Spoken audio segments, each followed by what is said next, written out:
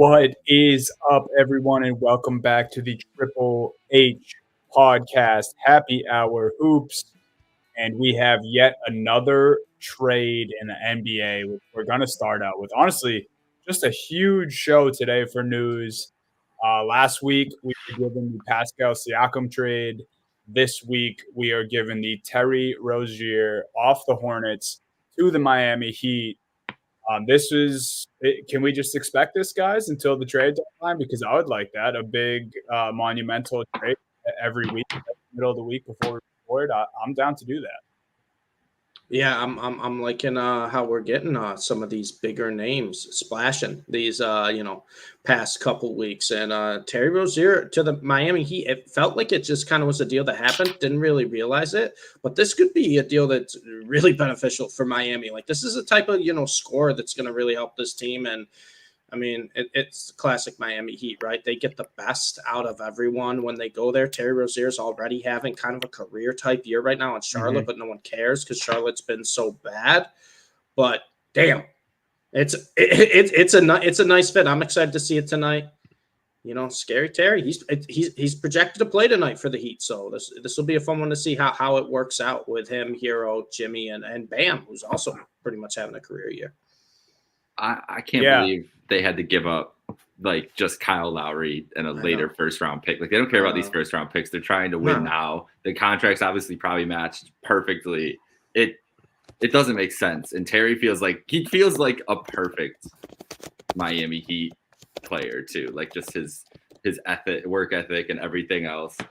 I'm so excited. See his old tweets about D Wade? No, I didn't. No. People are pulling like old tweets where I think D Wade injured his shoulder or arm or something, and he was like, "Take my arm," and like I forget the year, but back when he wasn't in the NBA, and so it seems like Rozier's been a fan of Heat culture for a long time now, and yeah, I agree. You could say it's a scary fit. People call him Scary Terry, but I think like 2 weeks ago, I saw a stat comparison. It was like one of those player A, player B things. And it was Terry Rozier alongside Dame Lillard. And Rozier had the edge and a lot of the offensive stats. And so, Lillard was the guy that the Heat wanted this whole summer. But turns out they only had to wait half the season and they get Terry Rozier for a much cheaper price. I mean, Lowry in a first-round pick is not much compensation to bring in a much younger, much more explosive, just a better scoring guard at this point in their careers. So yeah, I look at this as a steal for Miami, and then kind of what the Hornets always do, a big question mark for them because the report was already that he's likely to be bought out. So then you traded Rozier, of course you dumped the money, but you traded Rozier for a 2027 first round pick. It seems like you could have got more. Right.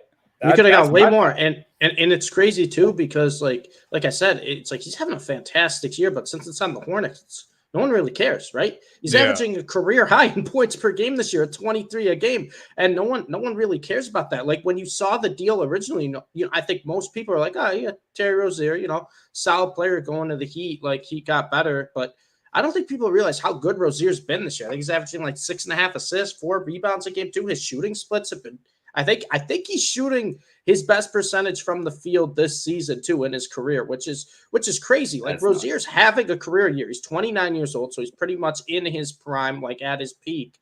And it's just another guy too, like I said, that just kind of has always been productive, kind of always does what you want, a player to do in certain situations. Like he can make the big shots. Like he doesn't shy away from the moment, and he goes to a perfect spot where, like I said, the Miami Heat get the best out of their players. So now you're taking a guy who has having a career year on a team that's pretty much been in turmoil the entire season, been dealing with injuries, suspensions, whatever you have for Charlotte. They've been dealing with it all for the season. It hasn't stopped Terry since he's been there for, I think, like 4 or 5 years now.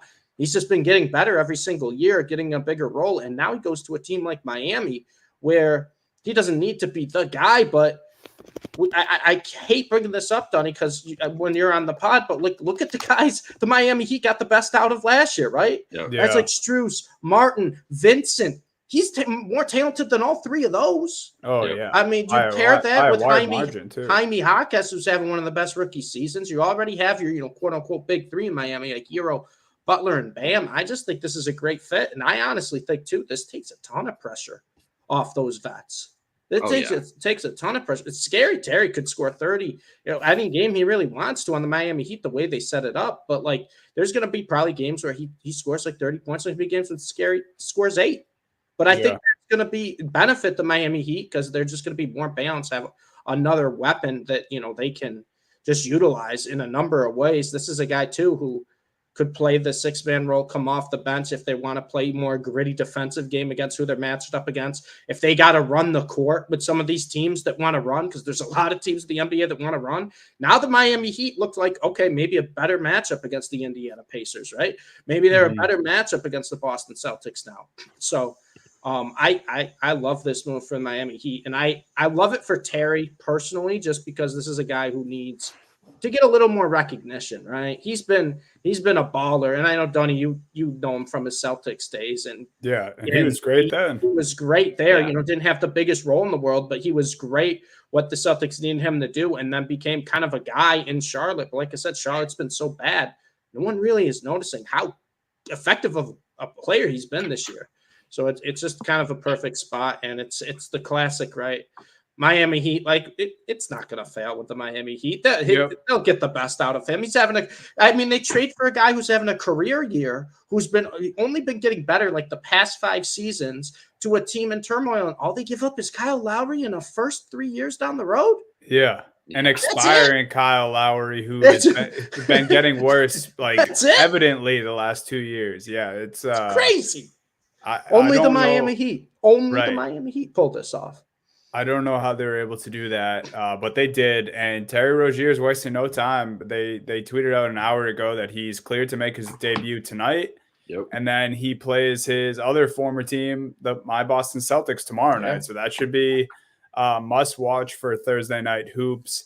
The only other thing I want to say about Charlotte is they came out today and said that now they're also trying to sell Gordon Hayward before the deadline. And it's just, they see the tank war setting up right now. They see that tank war setting up. We got the big tank matchup tonight. Hornets, Pistons, as we were talking about before the pod.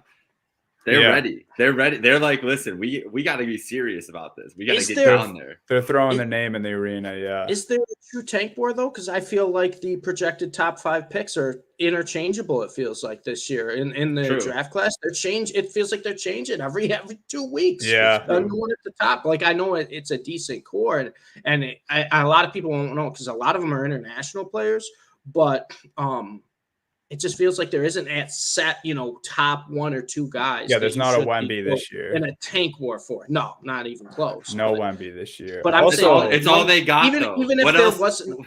What else do they have? They have the allure of a number 1 pick for their fans. Right. And I think it's, you got to look towards the future anyways, right? But I'm saying, I don't think you need to get in a quote-unquote be the worst team type of tank war, because I honestly, at this point in time, I think 1 through 6, maybe even 1 through 8 picks right now feel like interchangeable to me. And I think more is going to change, right? Once we get into the meat of the college basketball season, some players emerge that way too. Mm-hmm. But right now, okay, build towards the future. But I don't know what your plan is. Yeah, and I don't think the Hornets know either. So that could just be the real information that Charlotte's trying to give us is they're just throwing shit at the wall and seeing what sticks at this point. Because what are you building around too, right? I don't think there's any guarantee LaMelo wants to stay there long term. No. Right? God, no. What are you really building around? PJ Washington's probably going to be dealt too. Yeah. Come deadline. They just drafted Brandon Miller. I'm not even sure he wants to be there at this point. No, and he's been playing well too. Another one who's actually been playing really well, but no one cares because it's Charlotte. Yeah. I looked up. I'm like, damn, Miller's got decent numbers this year. Well, Miller's been pretty good when I watch him. And I guess it's a little sad for Kyle Lowry. But it kind of reminds me of when Tony Parker went to the Hornets a few years ago and then just disappeared from the league. I wouldn't be surprised if we see the same fate for Lowry. Hopefully not. There's still teams out there, contenders that would like to bring him in. Needed to be moved though. Smart move for the Heat, especially when you think about what they got in return. We will get to the probably biggest news of the weeks, the Bucks firing Adrian Griffin. But how could we start the pod without talking about our presenting sponsor, Win Streaks? Guys, Happy Hour Hoops is brought to you by Win Streaks. It's the best. It's 100% free to play. You make 5 picks daily on the sports games that we know you are already watching, and then you accumulate points and you can win cash prizes.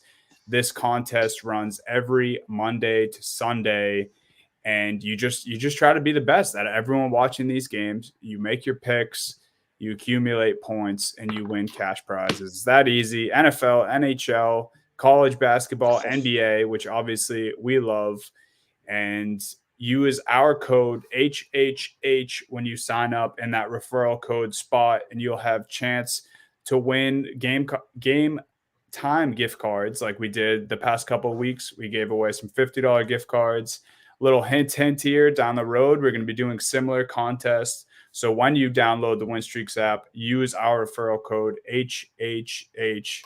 And just one last reminder, this is 100% free to play always.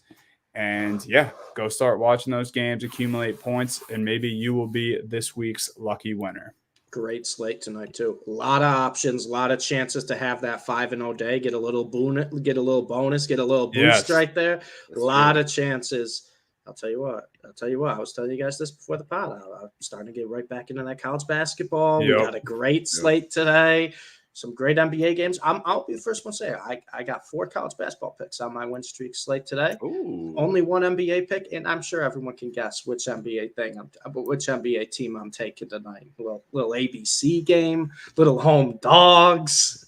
I think everyone knows that I'm taking the Mavs with I think about 59 points. Oh yeah, but I got some college basketball too. Big slate, and I'll tell you what.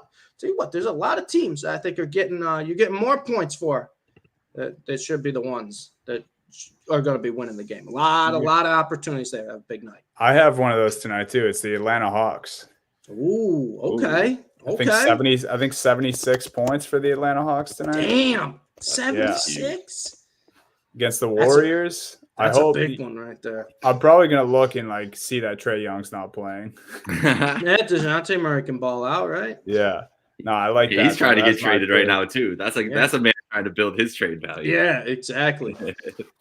So you guys know the deal. Download Win Streaks. We're gonna be doing giveaways with them again soon, and pick winners on these games that we know you're watching. Win Streaks is the best, and Happy Hour Hoops is brought to you by Win Streaks every week.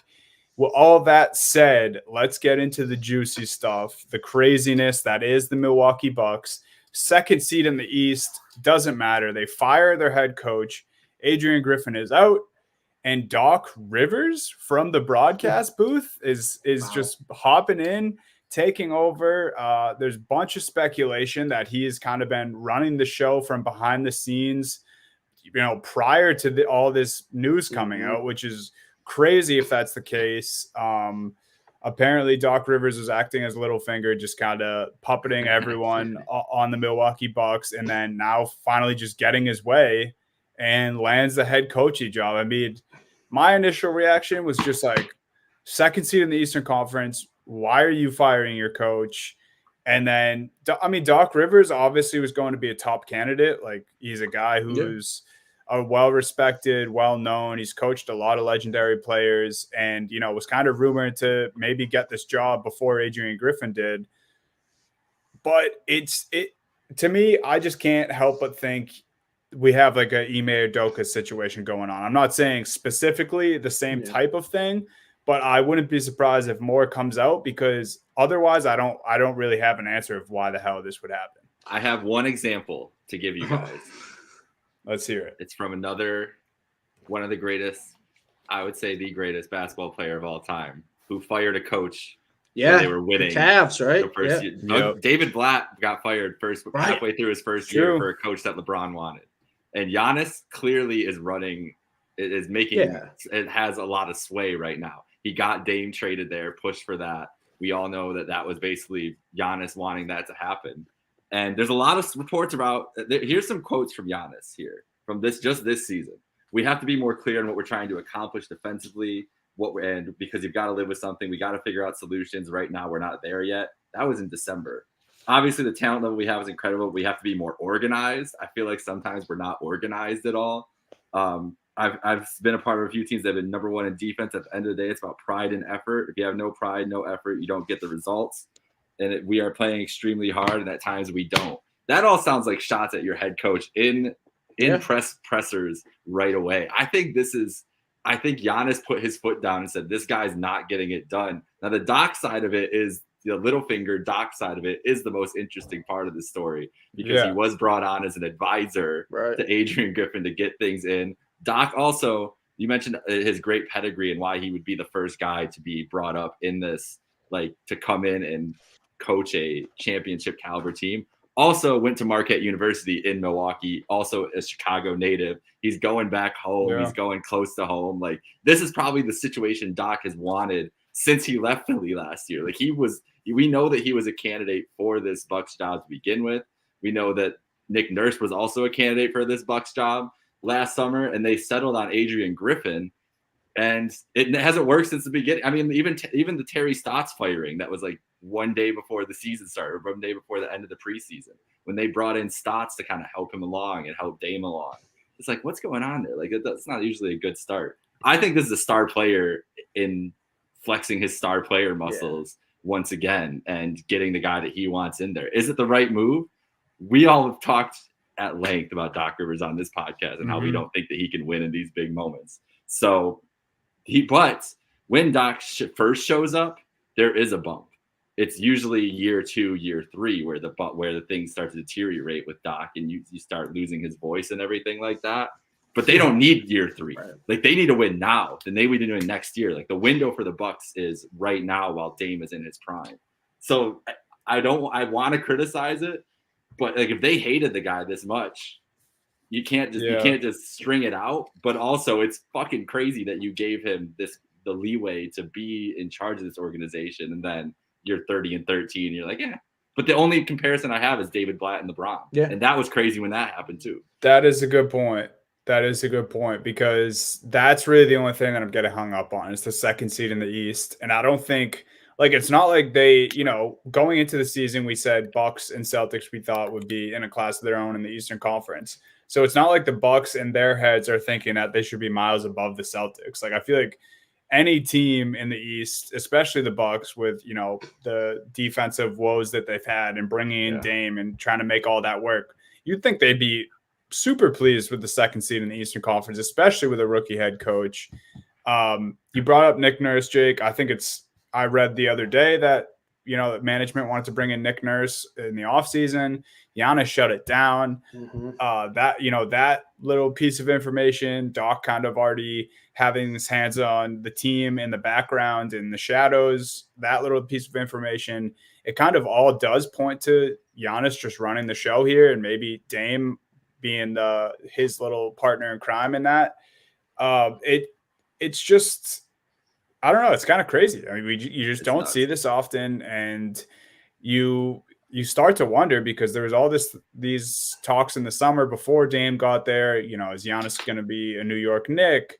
Is he trying to force his way out of Milwaukee? Is he actually happy there? And if Doc Rivers doesn't work out, or if the defense, they don't see a huge bump in the defense, I mean, does it just go back to angry Giannis, who's not pleased in Milwaukee? Because even though they seemingly brought in the guy that Giannis wants, I still think overall this is a little concerning just in general. But it is crazier. It is crazier than David Blatt, because David Blatt, I looking back now, he was there that first year and they went to the finals. Yeah, so David Blatt was he had success. Well, maybe that is crazier because they went to the finals, and then but their record in that second year was 30-11. Right now, the Bucks are 30-13, like right at that halfway point. Very similar. Yeah, I mean, they're tied for the second best record in the entire league, which is crazy. Like this happens in any other sport. There's probably outrage by the fan base, but because this is the NBA, right? Because this is the most player-driven league, I think everyone's just kind of like, all right, Giannis just wanted him out, and it's wild to me, right? You have a new head coach, right? It's not like he's been here a while. This is his first year as the Bucks head coach. You're 30-13, and you're gone. Because, a superstar just doesn't like how you're doing. And I get it. Giannis has, I think, earned that privilege, right? He got the championship from Milwaukee. He brought Dame here. I mean, Giannis has been calling the shots, I think, for a while. I think we all, like, his brother's still on the roster, guys. His brother's still on the roster. There's only one reason that his brother's still on the roster. It's because Giannis wants him there. Like, that's a good point. But he's been calling the shots for a while. And to my thing, which surprises me a little bit, right? The Bucks didn't really feel like they had an identity at the start of the year. I thought they started picking it back up, and they've improved, I think, as the year's gone on. So that's kind of strange to me. Like, if it would be one thing if the Bucks started like 8-0, right, and they were trending in the wrong direction. I thought they've been trending in the opposite direction, where they're starting to play better as the team, more cohesive. Like Middleton's back, starting to get significant minutes again. Dame has kind of gotten back to his old self and not been, shying away from the moment. Giannis was, first probably 15 games was just not aggressive at all. I mean, this guy was just passing the ball away, very rarely wanted to take over games. Now we're starting to see Giannis play like old Giannis. So it feels like a weird timing, because I think the team was trending in the right direction. But this could also have been in the cards for a while that, right off the bat, Giannis is like, I don't like this guy. And they were just waiting for the right time to do it. My biggest, concern or issue is a lot of Giannis's complaints have been on the defensive side, right? We're talking about he wants to improve defense. Buddy, the point guard you brought in replaced Drew Holiday, who's one of the best defensive point guards in the NBA. And you're bringing in a guy that's a pure scorer that has been a defensive liability his entire career. As much as we love Dame, he's never been that guy on defense. So you want to complain about defense that way. Also, too, the coach you're bringing in, Doc Rivers, his teams have crumbled in the playoffs on the defensive side. Like, it's just wild to me, right? Like, he's making all these points, and it could just be he's just trying to find something where I guess maybe the numbers back up that he just maybe didn't like Griffin. Maybe he didn't like Adrian Griffin. It's like he wanted to go a different direction the whole time. But it's like you're complaining about defense, and it's like, buddy, that's on you. You are 100% at fault for that, where the moves that like you have wanted to make for this team this year, you knew your defense was going to be lacking. And so to me, it just feels so weird, right? Because they're 30-13. I think they have been improving, maybe, not short term, but on a month-to-month basis. As the year's gone on, I think they've gotten better as a team. They're finally starting to get fully healthy. But like I said, any other league, there's going to be outrage to this, but this is the NBA. This is a players-driven league, and it's like people see this move, right? And if this move had happened in the NFL, let's say a team was like 8-2, and they're the second best team in the conference, and it happened, people would be freaking out. They'd be losing their minds. Because this happened in the NBA, my initial reaction, and I'm sure your guys' initial reaction was like, oh, Giannis probably wanted him out. Yep. Yeah. Giannis probably wanted him out. It was like the second thing I texted to my friend was like, Giannis had done this. and Dame too. I want to give it more to Dame. Sorry, Dame, but Dame has to be in Giannis's ear about this. And the Terry Stotts thing is why I bring that up, because Terry Stotts was brought in for Dame specifically. Like, those two have such a close relationship. Yeah. Terry Stotts was there in Portland, I think, for 9 years with Dame. And he was brought in basically as like the Dame whisperer for this team. And then before the season even starts, Adrian Griffin reportedly gets into a shouting match with Terry Stotts in the locker room after a preseason game. They have differences in thoughts on scheme and everything else, and they get rid of the guy. And Damian Lillard is looking at this situation like, I just agreed to leave the place that I said I was never going to leave, put all my stock into this organization, in this team and everything. And we're going to go down because this first-time coach doesn't know what the fuck he's doing. Like, that might just be Dame, and maybe through Giannis, like, those two probably are obviously communicating every day about these things and making these decisions. He's looking at it like, my clock's ticking. I'm not wasting it with this guy who doesn't know what he's doing. Like, bring Doc in, a guy who at the very least, like, is going to bring structure. Like, whatever Doc is going to do in the playoffs, that's one thing. But Doc is going to come in, and they're going to be They're not going to be a miscommunications. They're not going to be disorganized. They're going to have a structure. He's going to be able to run a good program, and they're going to have a defensive backbone for the rest of the regular season. Now, how teams attack them in the playoffs, right? We'll see. But Doc, who is the king of failing upwards, like the guy since Boston couldn't get over the hump with the Clippers. Then he gets a job with Joel Embiid, who is arguably the best player in the world right now. Can't get over the hump with him and James Harden. Now, maybe that's James Harden's fault as much as anything, too. We can't let Doc go for how he kind of handled that, the Ben Simmons situation, everything else. And now he ends up with Giannis and Dame. And it's hard for me to believe that they're going to have more playoff success the way we've seen with him. But this might be his best. This might be his best and last chance. So maybe Doc is more motivated than he has been with that Philly situation. Maybe it's more, this feels more stable, even though it's kind of crazy right now. He's not dealing with the craziness of Philly. Like, if he can get these guys kind of in line, and he knows how to communicate with stars. Like, that's what we know about Doc. And maybe this is a move where Giannis and Dame buying into Doc, right? To have your star players buy into you. Maybe that's the difference. Maybe that's the big thing, is they're buying into it, and that might help them. Because if your star players aren't buying into your coach, I don't care how successful you are, you don't want that, right? Yep. Giannis, and you've been making the point, especially in the NBA, especially in this league. Right. Giannis probably overheard Dame mumble under his breath, like, "Wish I fucking went to Miami, man." And he was like, "All right, we got to get Griffin out of here before Dame leaves." And I think it's very possible Doc just hated fucking broadcasting, bro.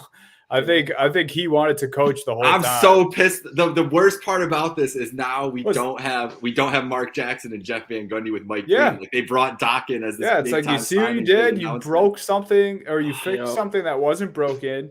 And now it's funny. Dan Greenberg, who covers the Boston Celtics, he tweeted a picture of Mazzulla and Van Gundy like chopping it up on the practice court, and he was like, "Sorry, NBA, like, no takes these backs." He's like, Jeff Van Gundy is part of the Celtics now. Like, he can't get back on the broadcast as much as you may want him to. Just one of the crazier situations I've seen in a while in the NBA. Very just intrigued to see how this plays out for Giannis, for Dame, for Doc. I think we won't really know for sure until we get to the playoffs, and we'll never really know for sure, right? Because Adrian Griffin was a rookie head coach. Like, does he get a shot somewhere else? Does he go back to being an assistant somewhere else? He had a bunch of success for half a season, and this is, like Steve said, it's a player-driven league, and sometimes if you're not the guy, I think he has the fourth best winning percentage like in NBA history or something right now as coach. And he loses his job halfway through the season. Nice doing business with you. Yeah, it's crazy, man.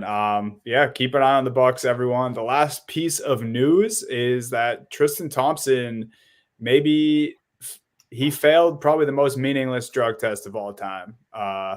Jake, I think you know better than anyone. I mean, Tristan Thompson, I guess he still gets some decent run for the Cavs this year, but he is suspended 25 games. I think he popped positive for ibuprofen and SARMs, which is a cheap steroid, the way I understand it. So it's basically the way it's not even like, first of all, it's not legal at all in the US. It's not just an NBA illegal steroid. It's illegal in the United States of America. And yeah, it's mostly for like, the biggest use of it is like college kids trying to bulk.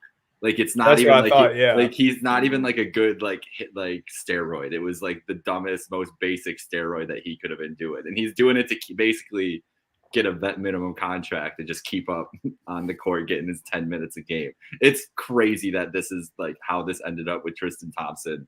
I have nothing, like, was literally not shocked at all seeing this. Like, when it comes to Tristan Thompson, Thompson, it's like the most meaningless failed drug test I've ever seen. It's like, and with him, any Tristan Thompson story that comes out, you're like, yeah, like, Tristan's not a reliable human being at this point. Like, he goes off the wall. Cheated on his girlfriend again. Failed the drug test. And it sucks for the Cavs. Par for the course. But yeah, it is what it is. Like, it's he'll be back for the playoff run. I'm sure they're not going to cut him or anything like that. I don't know what he's going to look like, but it's kind of hilarious, like a glue guy or like an 8th or 9th guy off the bench getting popped for steroids in the NBA. It's like, did Did you really need to do that? I don't think it was going to change much. Especially a guy his age too. Yeah, you've been in this league for a while, man. He is averaging 3.8 points a game, 3.9 rebounds a game, and 1 assist a game. In average for 12 minutes. We didn't get to see him after the juice, though. It might have been 5 and 5. That's true. You're right. I'll be honest with you guys. I'm not going to lose any sleep missing Tristan Thompson for the next 25 games. Me either. We're not going to notice. The 25 games will come and go, and we'll be like, it'll be like 40 games in, and we'll be like, oh yeah, Thompson's back. NBA could have suspended him without saying anything, and I'd just been like, guys, just a healthy scratch. He's just a healthy scratch tonight. Exactly. He's just been a healthy scratch for 25 straight games. That's pretty much what it is. He's gonna go hang out at home. He'll just be chilling. So that'll do it for the news. Ended I guess Cavs Bucks tonight too. The two teams we just talked about. The Bucks in the midst of a coaching change. The Cavs been rolling. Cavs killed the Bucks last time too, right? The Giannis Bucks, they killed them. Yeah, it was the Sam Merrill game, bro. He was cooking. Every game feels like the Sam Merrill game with the Cavs right now, man. That guy's just shooting. Shooters shoot. The Cavs are in an interesting spot because Garland and Mobley are still out, and who knows what this team looks like. They've been out for so long, man. I don't. When is Mobley even supposed to come back? It was like 6 to 8 weeks. Like how long ago? I think he's closer than. I believe he's closer. Okay. Than Garland is, but I don't know what this team looks like after that. But they've been beating up some scrub teams, and so we'll see what they look like against a full strength Bucks team tonight. Yeah, that'll be a good game. I didn't take that on win streaks, but I thought about taking the Cavs for the points there. And just because exterior motives, I would like the Milwaukee Bucks to lose. And they play Milwaukee again Friday too, actually. So tonight's the night they catch them, and then Milwaukee comes back with Doc. Is that a home and home then? I'm guessing just 2 in Milwaukee, actually. Oh, really? Yeah, little baseball series. Okay.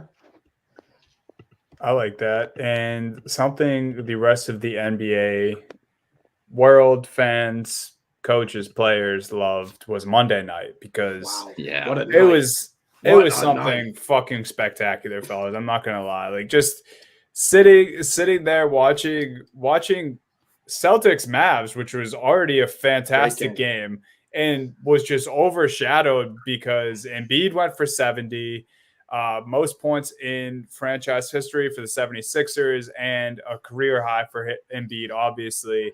And then Cat at the same time, after Embiid finished with 70, Cat had 40-something at the half, ends with 63. Obviously, much different games. The Sixers won. Embiid was spreading the ball around. The Minnesota Timberwolves lost to the Hornets, and Cat was not really spreading the ball around. Let's start with Embiid, though. I mean, just like even watching, because admittedly I wasn't watching this game live, but I was flicking back and forth. I watched the highlights afterwards, and we've gone over so much how incredible Embiid has been this season, but to have a 70-point night on a Monday night and for your team to get the victory, and him asking, Wilt has never done this afterwards. I think it was something to do with rebounds and assists. 70, 15, and 5. First 70, 15, and 5 game. Yeah. I think him and Jordan were the only two to do that, correct? And I want to say Elgin Baylor. Elgin Baylor too as well. But and him holding up the piece of paper with 70 odd, it was great, man. It's just like if you like the game of basketball, you loved what you saw Monday night, and like it's the new age, right? Like it's centers that can step out and hit the three. Yeah. Both of these guys, Embiid gets it done at the free throw line. He can score at every level. Cat with unlimited range. It was awesome. Just great. Embiid's was crazy, right? Because he did it against Wembanyama too, right? We're talking about a rookie getting humbled. Wemby still scored, I think, 33 points of his own or something in this game. Like Wemby didn't have a bad game. But, coming into it, it was like, all right, let's see how, Wemby does. He's been, all world defensively so far this year. That's how he does against one of the most dominant centers in the league. And Embiid just bully ball. It was just bully ball. 24 points, I think, in the first quarter, 36 in the first half. And it was, like you said, Donnie, Embiid's bag of tricks now has just expanded so greatly in the past couple of years. It's unbelievable what he can do. His versatility with his size is something like we really haven't seen before, where he can just back him down, but he will turn around and make that turnaround jumper. You're right. He'll shoot the three. I think he only made 1 3 in his 70 points, which makes it even more impressive. Yeah, insane. But it was just crazy. And it's just, it's gotten to the point. It's like, I don't know what a team can do to stop Joel Embiid. The Spurs, and I think Popovich was talking about a little bit before, they're going to have Wemby on him and see how Wemby could do against him. It's like, nope, even Wemby, this guy who's a freak of nature, who has a wingspan that can cover pretty much half the court, could not stop this guy one-on-one. And it's been so impressive to see so far this year. I mean, I honestly, like, just for, the sake of Embiid's case, I hope he does play enough games this year, because he's far and away the MVP right now, just running away with it. I mean, he's putting up video game numbers every night. I don't even know how many games it is he's scored 30 points in, but it's getting ridiculous. It's like he's a lock for 30 and 10 every single night, and it's not even that. He's a lock for pretty much 25 points in the first half every single night on the court. And this 76ers team is looking like a legitimate threat. I mean, they just seem to be getting better and better. The players are playing well around him. And, he only had 5 assists in that game, but still to have 5 assists as a big man in a game where you drop 70 in my mind is crazy impressive, because his playmaking has just impressed. I think the best play of the game, I forget who the pass was to, but it was almost like a blind bounce pass. I forgot who was cutting on the baseline, but Embiid, he had probably 40-something points at this point. Just a blind bounce pass where he whipped that thing just perfect on a dime, easy dunk. And it's like, that's the big man doing it. That's the big man making a play like that in a game where he dropped 70. I don't remember if Wemby was on him at the time for that pass, but like, you talk about 5 assists for a center in a game where you drop 70, and the guy who is guarding you has an 8-foot-something wingspan. Yeah, probably over that. He's probably close to 10-foot wingspan. For Wemby. I don't even want it. I don't even. Yeah, I'd rather not, because it just makes me upset. But no, but it's truly incredible, and I don't know. Yeah, I think watching the highlights, there's probably 5 or 6 that I could say are my favorite play from that night. I think the layup to get him 70 was also, the fast sprint. Yeah, it was just like to see him, like, you could see Embiid isn't really like the fastest guy, but like he was moving a little. He was getting down the court for that one right there. He was moving up. It was awesome, man. I'm honestly happy. I'm never really happy for the Sixers in any capacity, but super happy for Embiid. And I know Jokic, it probably seems like this a few years ago, but that's the only time that I can remember where, like, halfway through the season, I can confidently say right now, if Embiid doesn't miss many more games, I think he's a lock for the MVP. Yeah, I'd agree with you too. And that doesn't happen often. Maybe with Jokic a few years ago we were saying that, but it's insane. He's just been so dominant. He's been so consistent, right? It's every single night Embiid is a lock to put up these kind of numbers. He's a lock to just do.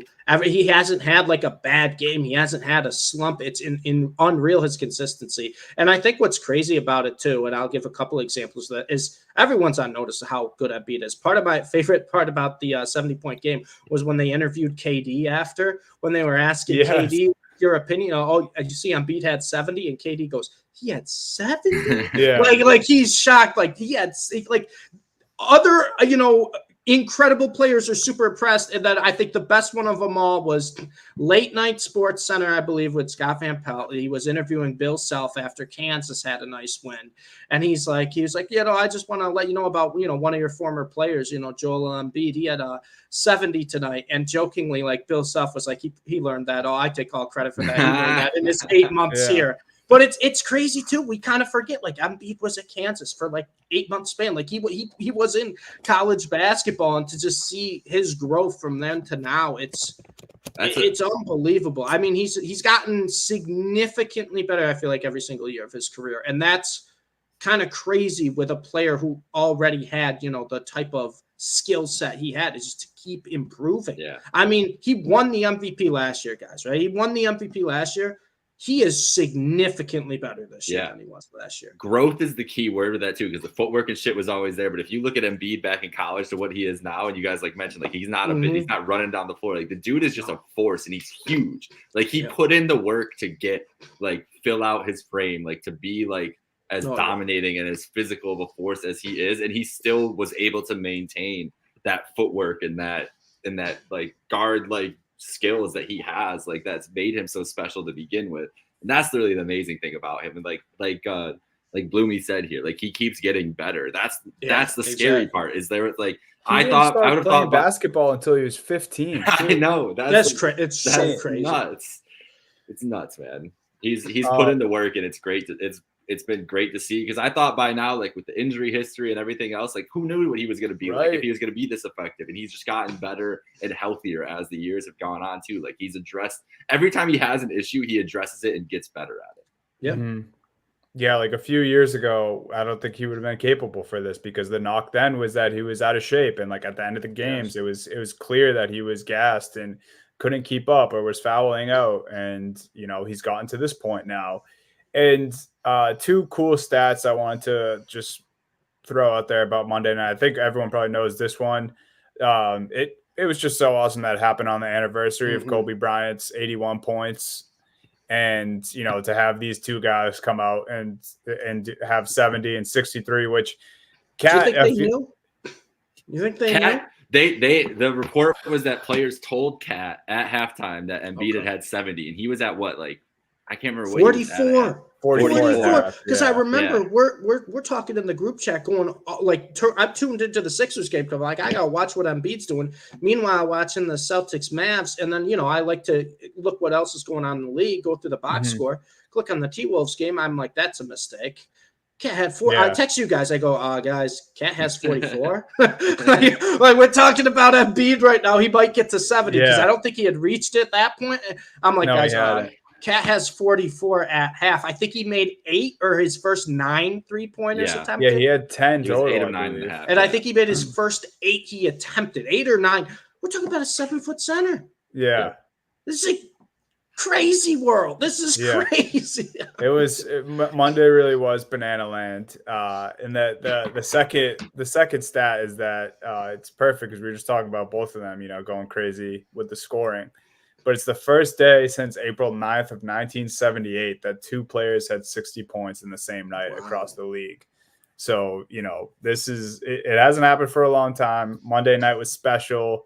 The last thing I'll say about Cat is that Chris Finch, head coach of the Minnesota Timberwolves, did not mince words at the post-game presser. He was not happy for Cat getting his career high. He said it was childish, it was immature basketball, it was not disciplined, basically everything you say. And Anthony Edwards kind of took responsibility. He said, admittedly, they were all trying to get Cat to just keep scoring, and they blew a game to the Hornets, which might not seem a big lead too. Yeah, a big lead too. A big lead to a bad team who we mentioned at the top is almost definitely trying to tank at this point. And it, on paper doesn't really seem like a big deal. Like middle of January, you lose a game to the Hornets. Who cares? You should, because the Oklahoma City Thunder are now the 1 seed in the Western Conference. Yep. So it seems meaningless, but it's every game matters. And it's stuff that we kind of pointed to the Timberwolves. That was a fault last year, like just immaturity, kind of not really caring about the moment. Then it was the complete opposite when the season started. It's like, T-Wolves are for real. They're playing defense. Everyone's bought in. And what? I don't think it's a huge deal. It's cool. He had 63. Obviously, they have team chemistry that the guys were trying to get him as most points as they could, but definitely different levels than the Embiid 70-point game. Did you guys watch the end of the game? Do you watch the end of that game? It was I don't blame for Chris Finch for how mad he was, because first off, Anthony Edwards had 1 shot attempt at halftime. I get Cat has 44. Anthony Edwards needs more than 1 shot attempt per half. And he started scoring a little bit more in the second half. But we're talking about the end of the game here. First off, they are doing nothing on defense. They're letting the Hornets pretty much score at will. It was almost like where, like, you're playing against someone in a game where like you're comfortably gonna win, where you're like, I know I'm gonna win. I'm just trying to run up the score or stat pad with this one player, and you're letting the other team score. The only difference was the Hornets were coming back, and they were coming back fast. And if you watch the end of that game, Cat was getting double and triple teamed. So one time he was quadruple teamed, and the T-Wolves were just giving him the ball and all that was happening was Cat was trying to take these shots at double, triple team, sometimes quadruple team, complaining to the ref he wouldn't get fouled as the Hornets are going down the other side of the court and scoring. I mean, it made no sense. At one point, Cat was on the bench because of the lack of defense and because how mad Chris Finch was, which is so crazy that a guy who scored 60 points or 63 points in a game is sitting on the bench because of how they're playing that game out. But it was true. I mean, I'm watching the game. It was a comedy. It was a circus. Cat is triple teamed, trying to chuck up the ball to draw these fouls, then just complaining to the ref when he doesn't get him. It's like, yeah, you're not going to get him when you're getting mauled by 3-4 guys. At that point, you got to be like, all right, he's having a great game, but clearly their defense is adjusting to it a little bit here in the fourth quarter. Clearly our defense is letting them score at anything. Let's run through the offense. And oh, by the way, Minnesota, a guy named Anthony Edwards, he's pretty good. You might want to give him the ball if he's got no one around him. You might want to try that. And Anthony Edwards, every time he got the ball, it was like he's playing hot potato. He couldn't get it out of his hands quicker. It's like, dude, I get it that you want to keep getting this guy's back, but go win the game. You are the guy in late game scenarios who wins the game for the Timberwolves here.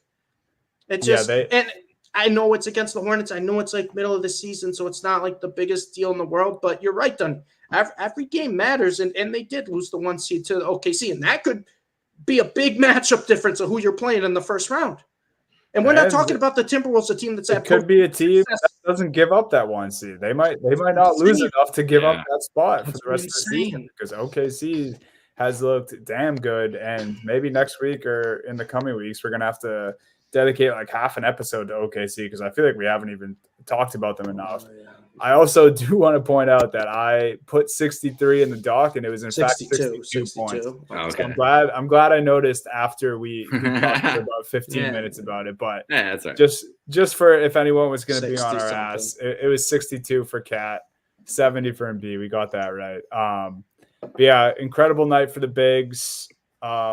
I'm sure the T-Wolves will bounce back, but I didn't know that Anthony Edwards thing that he was shooting that little in the first half. One shot attempt in the first half. One. That's insane. And I get it. They were up, I think 17 or something at halftime. And I think they were up 18 or something going in the fourth. So I get it when it's like that. But once the game starts getting closer, that's when the maturity has to come into play if you're Anthony Edwards, right? And that's where you're like, all right, we got to get the best shot for this team. We just can't keep feeding Cat. And then they lose on Leaky Black's first free throws ever made in the NBA. Unreal. What a choke job. Crazy. But yeah, the Chris Finch post game presser was just iconic. He was so mad. Yeah, I mean it makes sense. I think it's a good head coach moment. Like I don't think you would want your coach to just be like super excited about that or even smiling at all if you blow a game like that. So definitely makes sense. Jake, I think before Jake just had to run, he'll be back next week. But before he left, I think he brought up Kevin Durant, and that's who we're going to talk about last or one of you guys did when Kevin Durant got 70. That's a great clip. KD has been in the news. His name's been thrown around a lot this week for other reasons. He said that, or I guess he asked the question. He didn't say he needs to or wants to be in the conversation, but he simply asked, why is Kevin Durant not in the GOAT conversation? He thinks that he can do, what all the other greats can do or have done. He's got 2 rings. He's got the MVP. I mean, I don't buy into this. I love KD. KD's one of my favorite players ever. Where would you put him top 10 all time right now? Yeah, I think so. Okay. Yeah. I don't, I didn't, count any number like actual guys' names in order, but I think I could comfortably say he's in my top 10. Yeah, I would say the same. And I think the main reason, Dunny, why I feel like some people don't put KD in that conversation or up there with the other names right away is the Warriors move. It's the Warriors move, and people are just going to hold that against him his entire career. I mean, it's funny too because I keep bringing this up, but you go to the comments of any social post of KD reacting to Embiid's 70 points game, and all the top comments are, "Oh, looks like KD's going to Philly now. Looks like KD wants." It's like you can't. The guy can't buy a break. It's like, all right, I get it. Like he went to the Warriors, he went to the super team, but at the end of the day, KD's been one of the best players we've ever watched, and we are going to look back at this probably 20 years later. Who knows how long later? People are going to look back and be like, wow, Kevin Durant, LeBron James pretty much played their careers in the same time period. Mm-hmm. And I think KD, from what he's done on the basketball court, I know injuries sometimes have kind of hurt him a little bit there. And obviously, like I said, the move to go to the Warriors and then try to form the big three on the Nets, and now he's on the Suns, kind of rub people the wrong way. Mm-hmm. I think if KD stayed in OKC his entire time and he got a championship with him, I think that we'd have a completely different feeling about this, or a lot of people would. But if I'm taking all that aside and I'm just looking at him as the basketball player, I mean, you got to say it for what it is. He's one of the greatest shooters we've ever seen, without question. He's one of the greatest shot creators we have ever seen. This is a guy who's beaten LeBron in the big moments. Like he outplayed LeBron. We want to say, oh, he was on the stacked Warriors. KD outplayed LeBron in those finals. Mm-hmm. He's I think one of the greatest ever. And I think it's one of those where he's probably not in the GOAT conversation right now, but I think when he retires and when it's all said and done, you're going to see the career numbers. You're going to go back and see everything he did. And I think you can make a very good argument for him. And I think he's going to be one of those guys kind of similar to Kobe Bryant, where after his career is where people are really starting to put the name up there, where they're really starting to look back on everything he did for the game of basketball, not, just the stats and the MVPs and the championships, but what he did for the game of basketball. And I think that's really where KD will be in there. Right now, I still think there's, at least probably 5-6 names I'd have ahead of him, no doubt. And then there's a few others I think you could make arguments for. But I don't think it's crazy at all. No. I think if you're going to put Curry up there, you have to put KD up there. Yeah, and I think part of the reason too, it's a little different because I don't think anyone's trying to put Allen Iverson in the GOAT conversation, but I think it's part of the reason that Curry is even in the conversation is just what they did for the game. Agreed. Yes, on the court, but just in general. I mean, KD's similar to LeBron, where put on a show and was much watched basketball. And he's just he was kind of this new age of who is this tall, skinny freak of nature that can do everything that the most advanced guards in our league can do. That was Kevin Durant. What do you mean the 7-footer's taking it up the court? What do you mean he's pulling up on his own dribble? The reason that we don't bat an eye at Wemby or any of these other new guys who can do the things that KD can do is because KD's been doing them for over a decade. And he perfected them at a young age. He's also one of the more underrated defensive players, I think, that's ever played the game. Because obviously, he's not as durable and doesn't really get as nasty in the paint anymore. But I mean, his OKC days, he was sending people away on a regular basis, protecting the rim. I'm never. He had the wingspan. He had that wingspan. He had the freakish wingspan that we've never seen before. He was one of the first players like that. I'm never going to have a bad thing to say about Kevin Durant as far as play and what he's done for the game. Do I think he's in that GOAT conversation? No, I think that's still for LeBron and Michael Jordan are the only two in that sphere. Do I think he's one of the greatest to ever play the game? Yeah, I do. And absolutely. Jake, me and Steve said, I also lied to the listeners. I said that you were gone for the episode, but he has made a triumph. He's made a triumphant return to talk about KD. But what I said to Steve was, he asked me, is KD in my top 10 all time? And I said, probably. Yeah. I mean, I didn't list the guys out, like I said, but I think I can confidently say that. So one of the greats. Yeah. And if he wins one or two more, maybe we start to throw him in that conversation with Bron and people and, are MJ, but I guess it depends on what you view as the GOAT conversation, right? If you're looking at it as who's the just single greatest player, right? I think it is a 2-horse race right now between LeBron and MJ.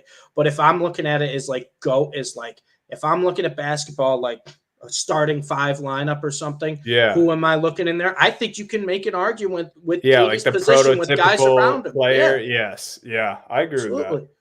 Yeah. I can't argue with any of that. And Bloomy made a great point. People are bitter about the Warriors move, bro. So bitter. Why would you like the situation that KD was in with the cap spike and everything else? Why the hell would you go anywhere else? That was the like. You could be mad. Everybody's just mad because they were good, and that somebody joins in and everybody wants to get after a guy. There's no reason that you shouldn't. Like he when he said it, when he did it was like basketball nirvana. It really was. And then they were successful for that amount of time. Like KD was right, bro. Like he made the right decision for himself, for his legacy, because you know what people would talk way more shit about is if he didn't have any rings. That's what they would say. They would say. Yeah. That would be the argument. Like if KD just stayed in Oklahoma City and didn't ever win, they would shit on him for that too. So like KD there is no winning. Now the Brooklyn decision, you can criticize KD for kind of how he was running. He was basically running that organization and how that ended up working out. But he could never have anticipated Kyrie going off the deep end like he did. He could never. I mean, I guess we all could have anticipated Harden being James Harden, but like they took swings. It didn't work. They were still like. I still respect him for trying to go and create that legacy and create a culture for a team that has none, bro. People don't give a shit about the Brooklyn Nets. No, sorry, my dad was a New Jersey Nets fan though. Like he's just been loyal. That's who there are fans. There are either New Jersey fans or there's nobody left in that city. And KD went in, thought they'd have a moment to be able to try to do that, and underestimated the work that it was going to take. And then his running mate went off the deep end for a couple of years. So like it was really just bad timing in that thing. And now KD is back and he has a chance. Bloomy says, hey, I do love my Nets. I know they're out there. I said they're out there, but it's just like it's New York City. Like that's like the Knicks. The Knicks are not a contender right now, and they're the darling of that city again. Like no matter what, it's a different level to this. And if KD wins again with the Suns, which I think, you know, the way that they've started this year, obviously they're not looking great in the standings at the moment, but hey. That Suns team in the playoffs, if they're fully healthy, it's going to be hard to pick against them. If he wins a ring with this team and he's been the best player on this team this year. Everybody's saying, scored 40 plus the last couple nights. He's had a game winner against 30 the Bulls. A game. Yeah, I mean, he's been fantastic. He's been awesome, and I think he's going to age really well, like continue to age well into his career. So he still has years and numbers to put up. So yeah, KD is definitely in this conversation. He's definitely top 10. I think that top 5 is where you start making arguments for KD, because I think you could put him around there, and I don't think that people should really get after you for that. I'm right there with you. I think arguably too, probably the greatest mid-range shooter of all time. Oh yeah. Right? Is there anyone else? The prettiest for sure. Oh, I mean, his shot. I mean, you could just picture his shot. Yeah, it's beautiful. Fall like dude, and sorry JBC, because I'm pretty sure you're in here, but that buzzer beater against the Bulls the other night was incredible. Bro, the fact that he like adjusted midair to get it away from Caruso. I don't even know how he knew that was coming. I have no idea. It's nuts. It's like in a video game when like they slow everything down and you have to hit an additional button for it to work. Like in the air, you do the double tap, right? And they do the hesitate. Yes. Yeah, he like double clicked A in the air and then just cashed. But yeah, I think before we get off this topic, I think it'd be fair to just remind people. I have his accolades and highlights, or career highlights and awards pulled up. It's 2-time NBA champ, 2-time Finals MVP, most valuable player in 2014, 13-time All-Star, 2-time All-Star MVP, 6-time All-NBA first team, 4-time All-NBA second team, NBA Rookie of the Year, All-Rookie first team, 4-time scoring champion, 2-time 50-40-90 club, was in the NBA top 75, National College Player of the Year in 2007, Big 12 Player of the Year. The Longhorns retired his number 35, FIBA World Champion, and 3-time USA Basketball Male Athlete of the Year. And then if you want to go all the way back, also McDonald's All-American Game MVP. He's just done it all at all levels. He's man. got a few accolades. He's got a little bit of hardware. So him wanting to interject himself into the GOAT conversation, I'm fine with it. Am I gonna put him up there with Bron and MJ? Not at the moment, but no, he deserves it, man. He at least can put his name out there as one of the greatest players to ever play basketball. It's just true. Yeah, man. So shout out KD and shout out Win Streaks, because that is who this episode has been brought to you by. Guys, just do it. It's simple. It's free. 100% free to play. Download the Win Streaks app. Use our code HHH when you sign up. Pick your favorite teams to win the games that you're already watching and accumulate those points and win cash prizes. It's easy. We gave you guys some picks that we like tonight, and we have some more exciting stuff coming with Win Streaks down the road, and we are excited for you guys to get on board. Is that going to do it for us, guys, or you guys got anything else? Hey, Donnie, I mean, we could always do a draft. We could always do a draft if you. Yeah. We got the internet working. Yeah, true. Yeah, also, yes, cooking. I know. You are the Boston Celtics of internet this week. Yeah, you upgraded from the Blazers. Apologies for last week. I've been having a fucking time with this Wi-Fi situation. Finally got it figured out. Hopefully you guys can hear me clearly. And yeah, that's a good idea, Steve. Let's end the episode with a little all-time point guard draft. So this draft is going to be centered around us drafting 5 point guards each. And we're trying to make the best starting 5 we can out of just point guards. I don't know how you guys want to decide. Yeah, our 3 teams are playing pickup against each other, 5-man starting lineup. We want to beat the other 2. That's what we're doing. And it's going to be point guards in their prime, right? Yes. Like if someone took Chris Paul, for example, you're not getting Chris Paul right now. You're getting Chris Paul when he was all NBA. So I don't know. How do you want to? I got it here. If you guys trust me, I'll do a random number generator. Let's do a random number generator. Steve, pick a number between. Well, no, I'm just gonna pick for you, Steve. Ready? Yeah. All right, you got 3. Okay. Me and Dunny will do 1 to 2. I'll take 3. Basically a coin flip. Dunny, ready? You got 1. All right. So Dunny's first. I'll go second, Steve third, and then snake draft. Let's see if we can figure this out this time. Is someone writing these picks down? Because I'll write them in the doc. Okay, cool. Yeah, I'm gonna put them on the screen too. So all right, first pick in the all-time point guard draft. Oh my God! Whoa, he's nervous. That's not a good start. He's nervous. This is easy. First pick in the NBA all-time point guard draft. Steph Curry for me, please. Okay. That's solid. Okay. I was between 2 actually, but I wonder which 2. I don't know. I thought Steph was. I thought you guys maybe thought Steph was the easy one, but maybe not. I guess if we are building a starting 5, I mean, the only thing I will say, building the starting 5, there's a lot of point guards that can shoot, but I mean, Steph Curry's the greatest shooter of all time. All right, Jake, who you got? Start. It's a solid start. I'm picking Magic Johnson. You gotta pick Magic. I mean that's the easy one too. Easy. And I get the size. If we're talking about a pickup game, now I have a 6'8" card. That's what I'm saying. That's why I almost went Magic. That's what I'm saying. All right. I couldn't allow one of you guys to get Steph at 2 or 3. All right, so we're doing point guards in their prime, right? We're doing point guards in their prime. Yeah. Number 3. Picks. Yeah, I got 2 picks. I'm taking Big O, Oscar Robertson. I like that. I was wondering when he was going to go. We got a little bit of size. We got a guy who can do pretty much everything. He's a dog on the boards too. And then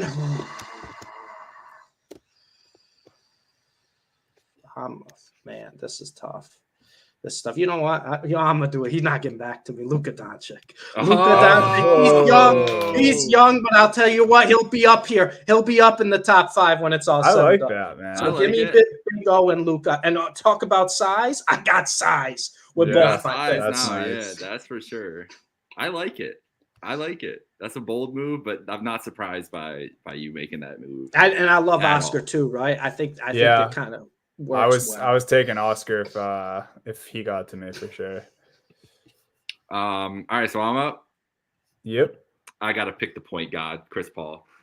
Gotta do it. I like it. I like it. Gotta do it. Okay, do I get you got two now? You get two. Okay. I love that. I'm going to go Steve Nash. Okay. And Russell Westbrook. Damn. Thank you. I prime Westbrook needs to be up. I need someone to rebound on this squad. Yeah. Russ was on my short list here for this next pick, so now I'm a little thrown off. I'm not gonna lie. There's a couple guys I'm trying to decide between here. Mad I didn't take someone. There's one guy. I'm really between two or three guys here. One's a risky move, but I think I'm gonna do it. Either of my guys. All right, I think I'm gonna do it. We're going into prime. I'm going Derrick Rose. Oh. I almost went Rose and Westbrook for those two picks. Rose. So nice. All right.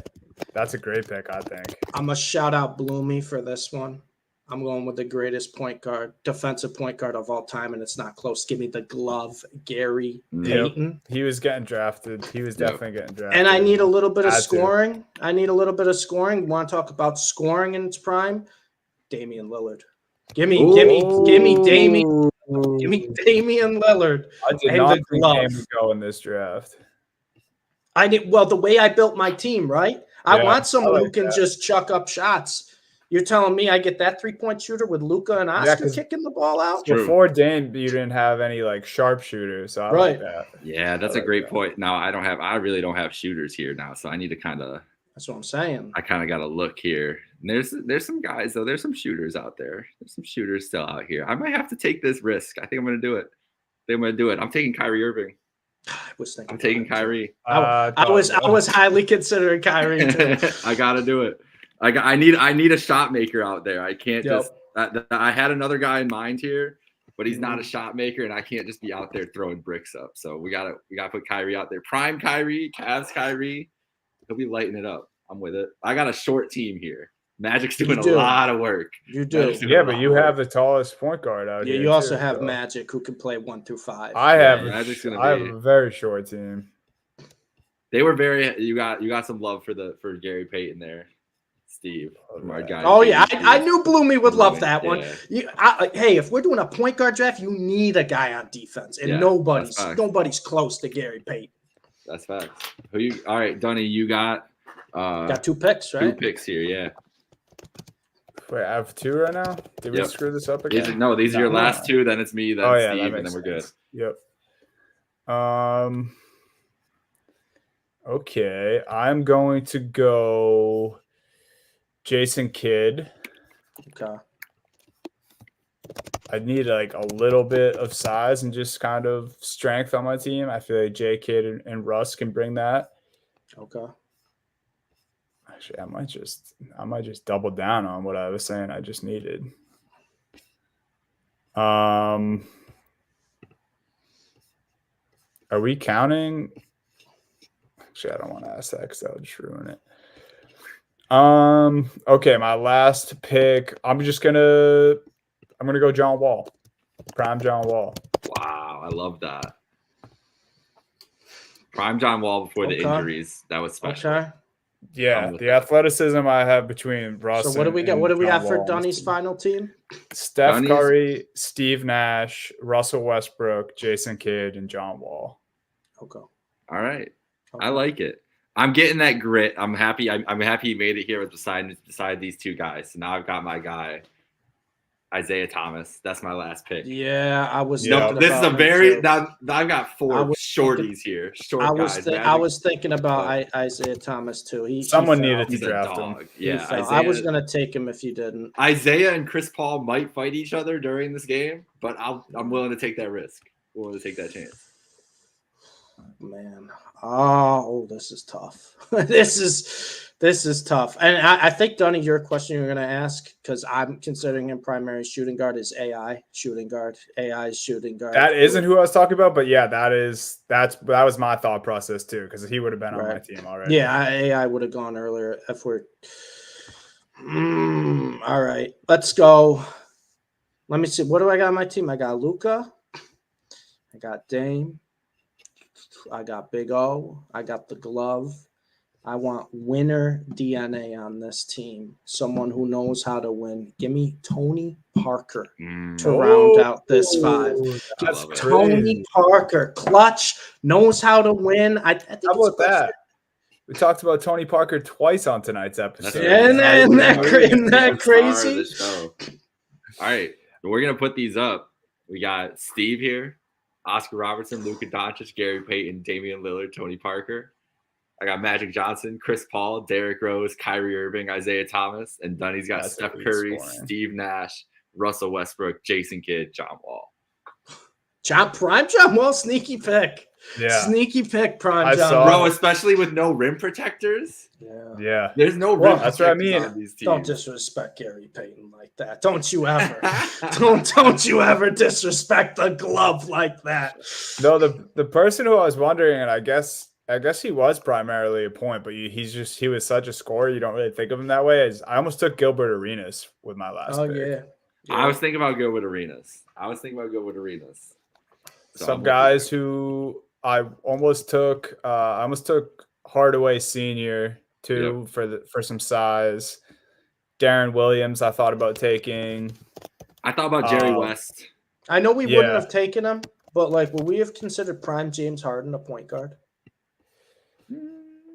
I guess in his prime he was, but I think he also did play on the team with Chris Paul for a lot of that. That's what I'm saying. Yeah. So in my head, I was like, I'm never going to consider him that, but I was like, if we consider him a point guard, his prime is. Bloomy's team here: Gary Payton, AI, Curry, Kidd. Well, I would have taken AI Bloomy, but we were calling him a shooting guard. So whoever's going to roast us in the comments, or how do you not take Allen Iverson? I know we know it's coming. It was a shooting guard. Allen Iverson wasn't a point guard in this. I think we did pretty good though. I feel pretty good about our. I like my team. The only thing that people can fairly get pissed at us for not taking is maybe. Penny Hardaway and John Stockton. Yeah, I was never picking John Stockton, bro. I wasn't going to pick him the way I set up my team.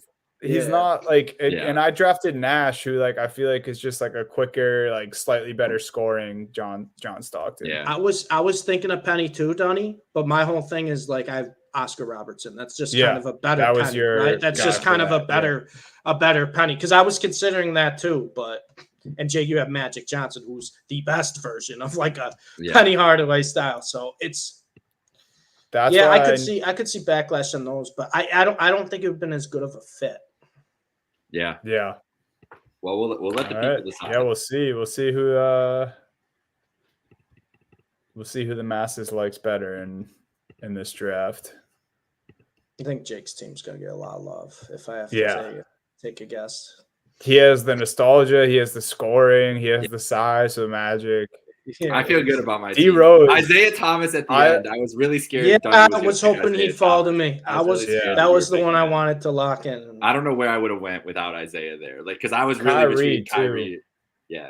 Well, I figured Kyrie might sneak down with our just regular Kyrie things, but I wasn't gonna pick Kyrie. But I told you, pure shooter, give me Dame. That's why I had to pick Kyrie, because I needed a shooter. I needed someone to my team. That's the problem with this team, is that's a lot. Derrick Rose can't really shoot. Isaiah can't really shoot. Chris Paul can kind of shoot threes, but he's not known as a shooter. Really Magic can't shoot. It's really Kyrie, and then we're just dishing. We're just moving. It's kind of funny. My team sucks at shooting too, except for Steph. I guess Steve Nash had a strap for a bit. But J-Kidd in his prime was not a great shooter. Became a great shooter. Yeah, you're right. Got the tricky one. And John Wall and Russ were never really sharpshooters. They could both knock it down. But I got Dame can shoot, Parker can shoot, Luka. Luka's a willing shooter. He does shoot. He does shoot. He's not a sharpshooter. I wouldn't say he's a sharpshooter from outside, but he'll shoot. He'll shoot. Yeah. But that's why I needed Dame, right? Because I'm looking at it. I'm after Curry, who's probably the best volume 3-point shooter of all point guards? Probably Dame. Yeah. So. And Steve, only because you brought Luka up, but I did want to make sure that I wore my Jaylen Brown jersey. Oh, yeah, I'll tell you what, Dunny. You know what? I'll tell you what, Dunny. One of the best tweets I saw, I don't know if I said it to you or not, but they were like, everyone's talking about Embiid dropping 70 when Jaylen Brown dropped 77. And it shows him just crossing over Luka. I was like, I can't see this today. I was like, just, I love Jaylen Brown. I was like, I can't see that today. But that was one of the best tweets I saw. Everyone talking about Embiid dropping 70, but Jaylen Brown dropped 77 last night. I know.